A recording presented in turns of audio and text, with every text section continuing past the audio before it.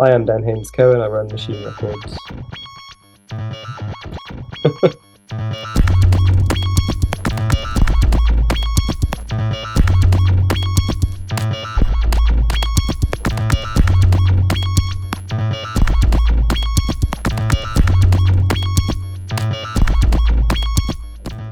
I started Machine Records in 2001 in Cardiff.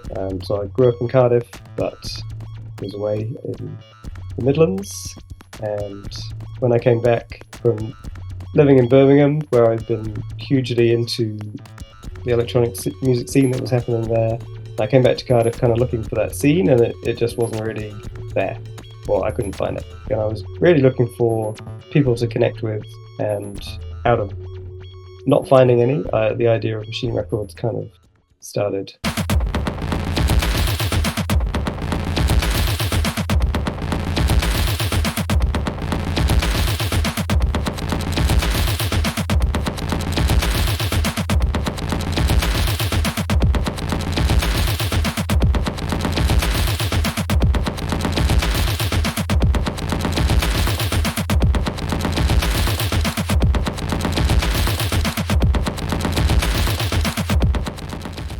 I gradually kind of met a few people. So I met the instrument panel, who was a performance artist living in Cardiff.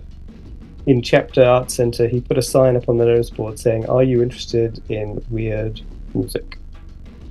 Give me a call." So I did give him a call. Turned out he made this amazing tape-based electronic music, which we released as the instrument panel.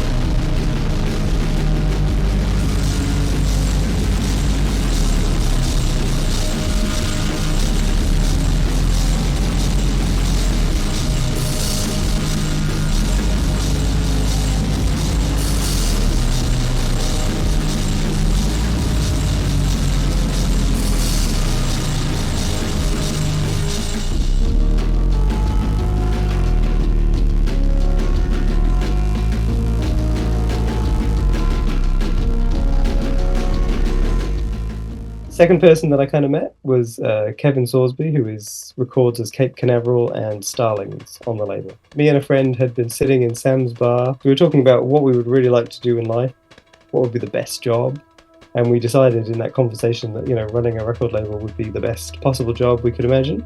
The afternoon sort of turned to the evening, and actually this band came in and started setting up. They were going to play. They were like sort of Pixies-esque and pretty good, pretty tight. And like by this point, after sort of 7 or 8 hours of drinking, I was so drunk that I went up to the band afterwards and tried to get a demo from them. And that was like the first thing I ever did that was like a Machine Records action. It was a band called Tomsk. And when I went up to them, the bass player immediately took charge and sort of policed this interaction. And so that turned out to be, that was Kevin.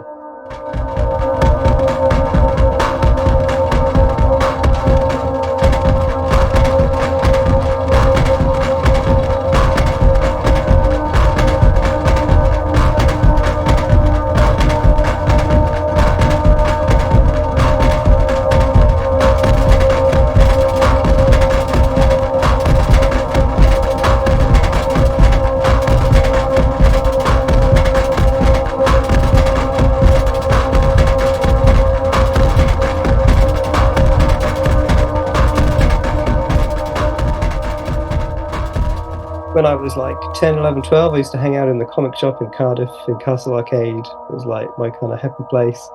And there were a couple of older guys, but not that much older, sort of 7 or 8 years old, who, maybe not even that, they used to work in the comic shop and in a record store that was down there. And when I moved back to Cardiff many, many years later, I kind of ran into them, and it turned out they both were making electronic music. And so between that, I ended up with these sort of like just four sort of people who were new and old friends, and that was really where Machine Records sort of became something I started to think about.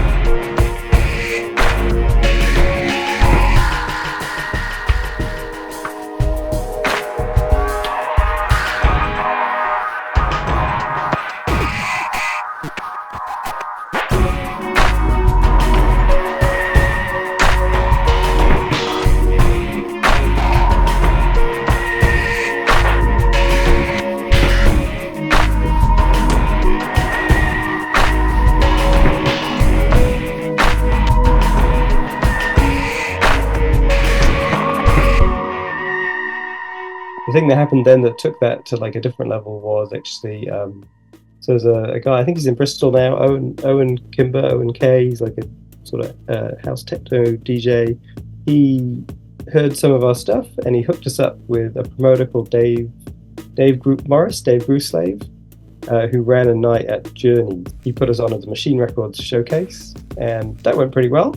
So we did it again, and then it kind of became actually like, well, why don't we just do our own night? And that was where Terminal sort of came from. So that was late 2003. Then what happened was people at the shows kind of started coming up to us. So that's where we met Lifting Gear Engineer. We met Orcop. We met Redfalls. We met Access Tonal Communication. So through those sorts of playing out ourselves and just running into people.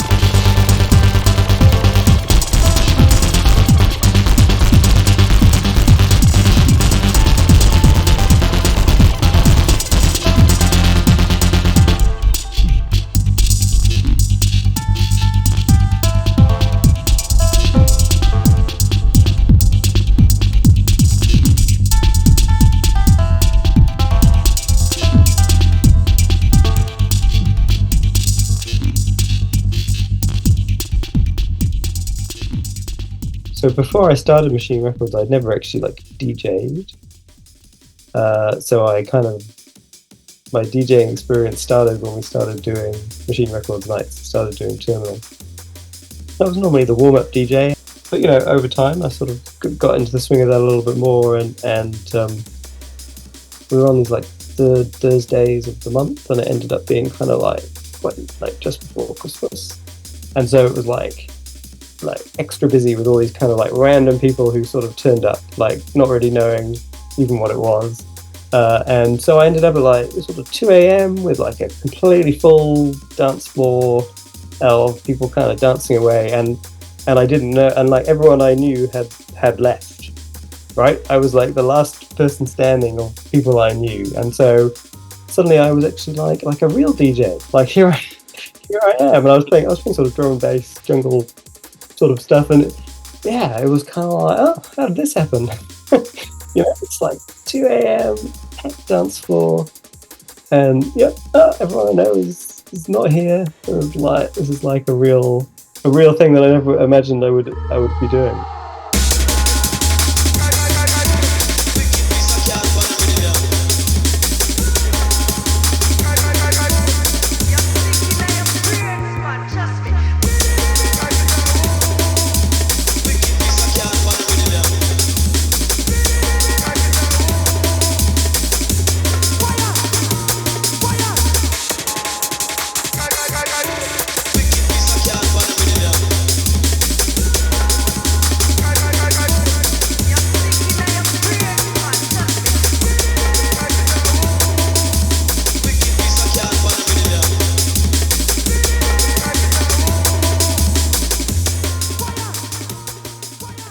When I was living in Birmingham, totally by chance, I ended up getting to know Nick Bullen from Napalm Death.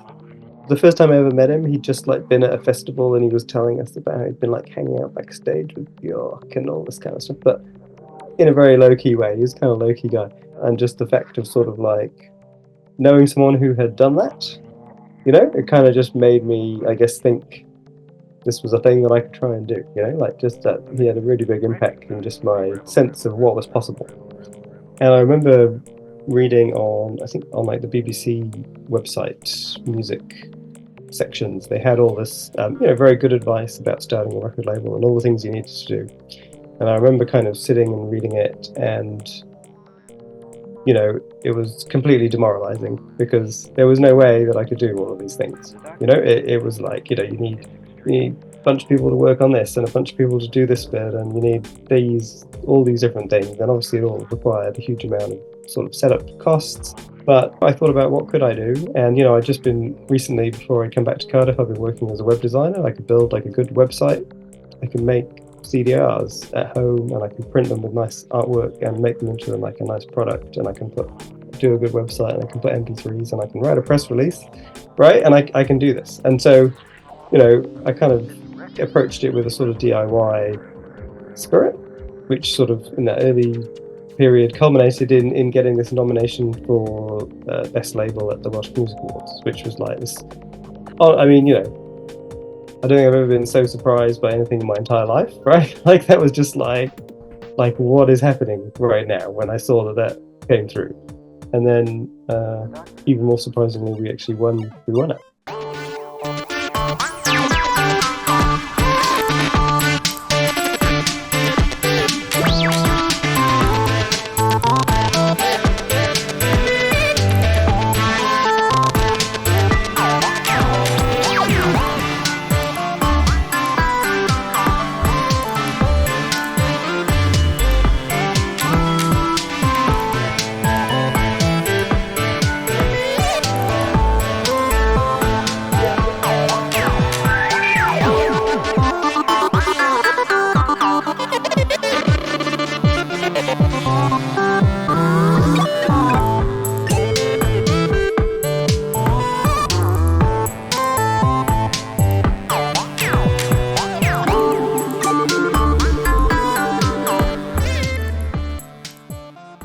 Also at that time, other promoters approached us about co-promoting some bigger gigs. So we ended up helping put together like Nathan Fake, Silob, and Schneider TM gigs, some of them at the Point. So we provided, sort of co-promoted and provided the support. So that again was another door that kind of opened off us just suddenly having this bigger profile.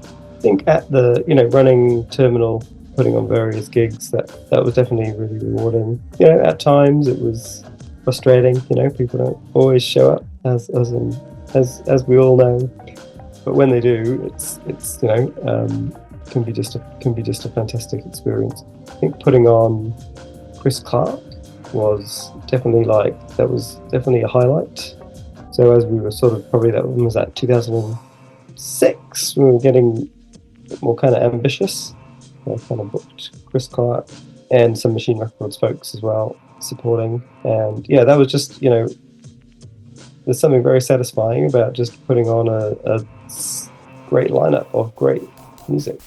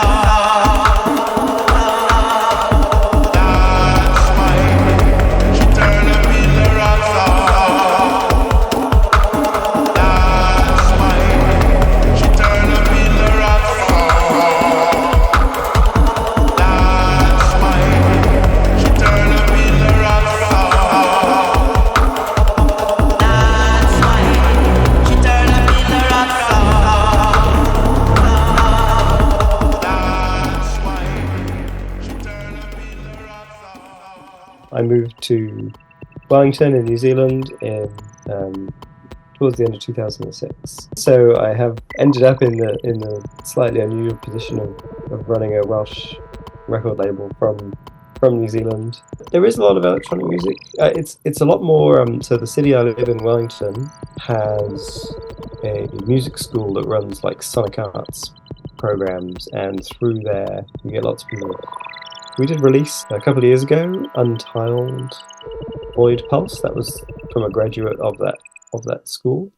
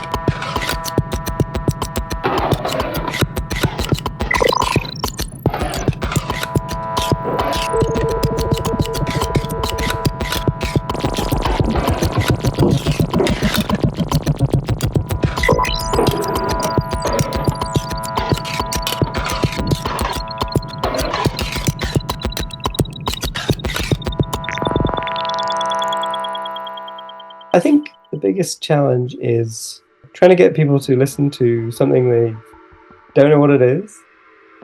Like, you wouldn't think it was that big an ask when you start out, right? If you've never tried to do it, it doesn't seem like it's that much of an ask. But it's actually, you're asking a lot of people. And it's, I take that, I'm laughing, but you really are asking a lot of somebody, right? Like, come and listen to this thing by this person you've never heard of. And, it's actually, you don't realize how much of a challenge that can be. And I think that's sort of human nature. I remember Grace in Spillers years ago telling me a story about how often they'd be playing some new record they were really excited about, and someone in the store would come up and ask what it was, and as soon as they said the answer and it was someone they'd never heard of, their interest would just like drop away.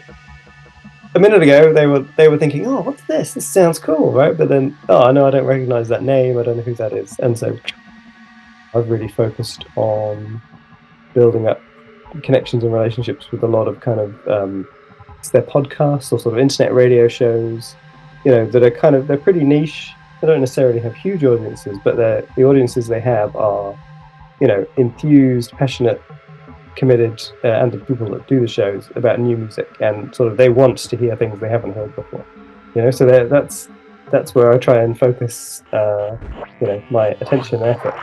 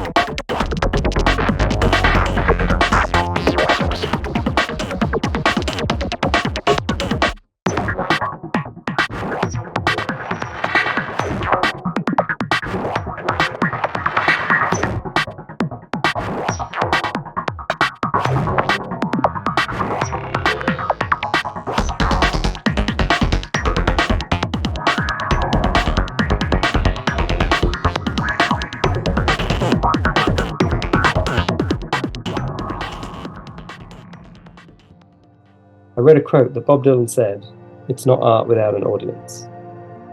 And I thought that was exactly right.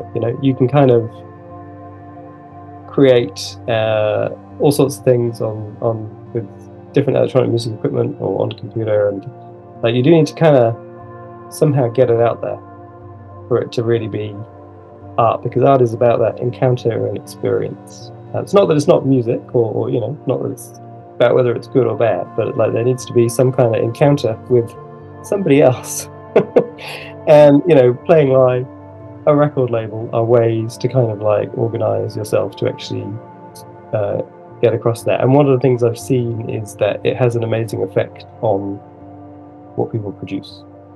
So I've seen time and time again over the years, people send me tracks, a demo, whatever, never released anything before, and I've released it, and they come back with the next thing, and they've like lifted the level of what they're doing because of their sort of pulling them out of themselves and pulling them to kind of like really challenge themselves.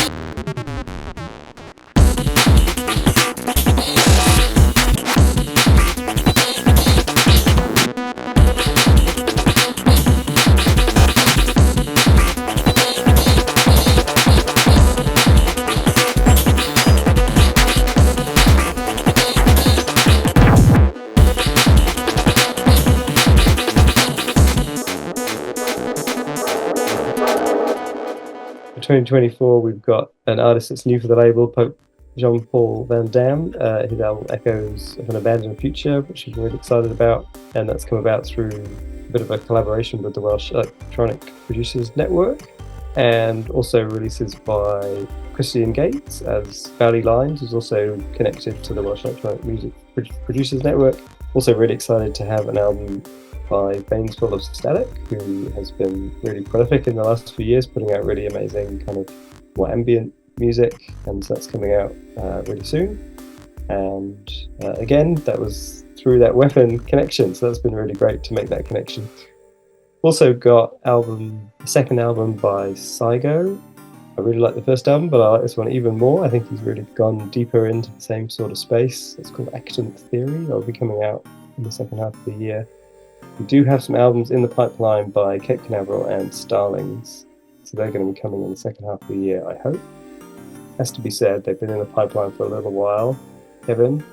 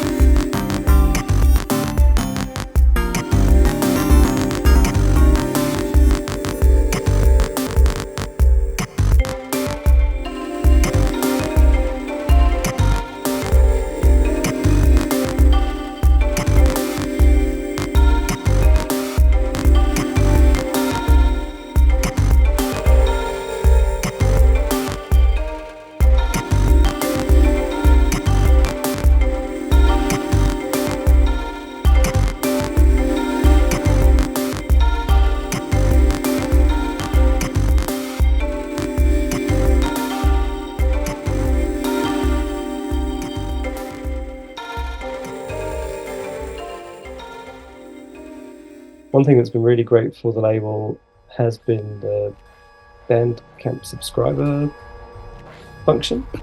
The extra subscription fees that they pay are like a different kind of income to a sale, and actually make a big difference, even a small number of subscribers. essentially pays the fees for Bandcamp. You know, initially we tried having a subscription where kind of just got some of the catalog, but actually at the end of last year we changed it so that you get everything. So I'm keen to kind of explore that. There are some tiers, you know, you can kind of get everything digitally, or there's another tier where we actually send you CDs.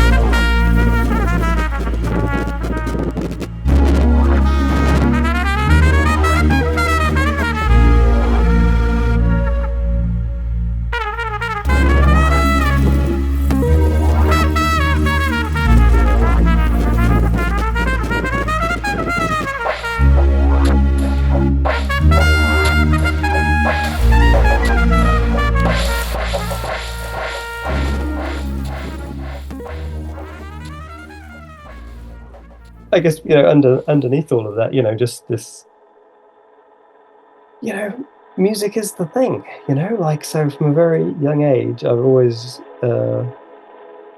just been fascinated and drawn to music. If you could only have, like, you know, I don't know, books or music or films and whatever else, right? Like, to me, that it would have to be music. I'd just stick with the music.